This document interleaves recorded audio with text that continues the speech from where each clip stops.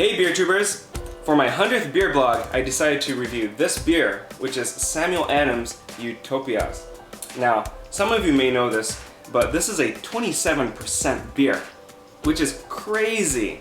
And so far to my knowledge, this is the brewery that started doing this, playing around with this borderline between beer and spirits, which, if you will, they kind of started this androgyny between beer and spirits. And ever since they started doing this, I started noticing other breweries such as Brewdog and Schorsch Brew playing around with beers that go up to 39, 44, and eventually 55 with The End of History by Brewdog. And so far I've read, just recently, there's this Dutch brewer called, his name is Jan Nieuwboer, something like that, and he claims to have brewed a beer that's 60%, which, you know, the Brewdog guys, they're just getting a kick out of, and they're going to start competing with him now. So anyways, I'm really excited to try this beer. It's my first beer to have that is over 18%, so let me go ahead and open it up and show you how it is. Alright, so let me go ahead and open it up, oh, so there's a cap right there. So let me go ahead and open this up here. And there was no hiss, which I guess that's expected when you have a beer that's 27%. So I'm going to go ahead and pour it into this Samuel Adams glass here. So let's see how the color is. I almost gotcha. You thought I was going to pour into this big thing, alright? Yeah, that's a big no-no. You don't do that, especially when your friend trusts you to pour into something as small as this, maybe like a pinky's worth. So, alright, so let me go ahead and pour it in here. And I think that will be enough for now. So, no head whatsoever. The color is like purplish red. It's leaving a decent amount of lacing, as you would expect for something that's borderline spirits. And yeah, actually I can smell it all the way here. Beer Advocate calls this a American Strong Ale, but Rate Beer calls it a barley wine, so I don't know. But let me check the aroma on this thing.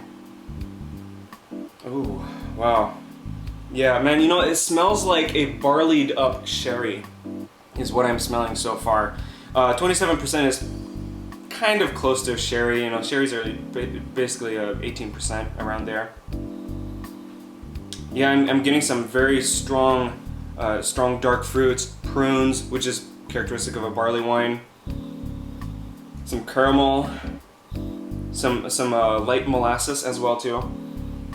And you know, it does smell boozy, but it's not as strong as I expected. It smells great, and I'm really excited to try this. So thanks for Rob for donating the sip of this beer. Thanks for all my viewers. Thanks for all the beer tubers that has been viewing my videos and thumbing up and commenting all that. Really appreciate it. So here's to 100 more.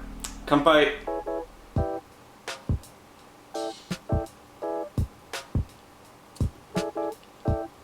Wow. Huh. That's really interesting.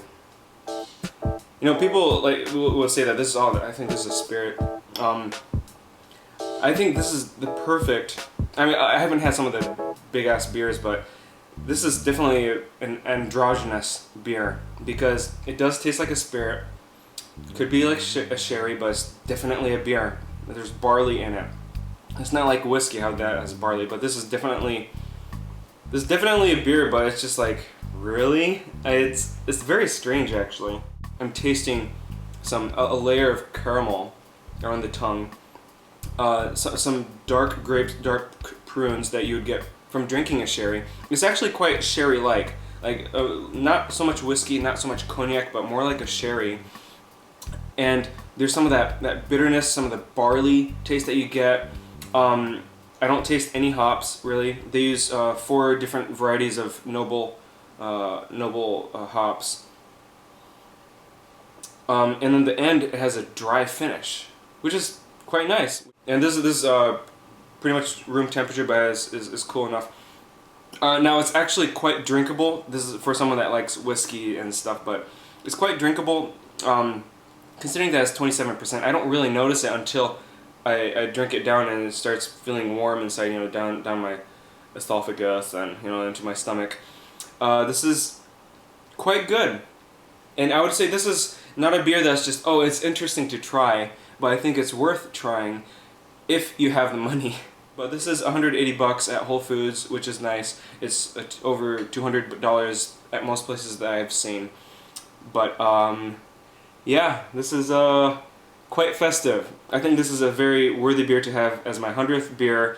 Quite enjoyable. I enjoy it, really appreciate it. I'm so glad I tried this year compared to last year or the year before, just because I appreciate it much more. And I'm sure as my palate develops more and more, I'll appreciate it even that much more. So anyways, I think that's all I really have to say about it. This is really good. Yeah, some of that caramel. And heavy caramel. Very, very caramel. Yeah, if you're not into heavy stuff or even spirits, I think this is something that you might want to stray away from, but it's worth trying for every beer geek, definitely. And anyone that's willing to give it a try too. So, yeah, I think all I have to do is just cap this up. It could just sit there in the fridge or maybe even outside, just as it is 27%. So, thanks so much for watching. Thanks again to Rob for donating me this sip of this. And I'll see you guys in the next beer blog, which will be 101. Alright, I'll see you guys later. Kanpai.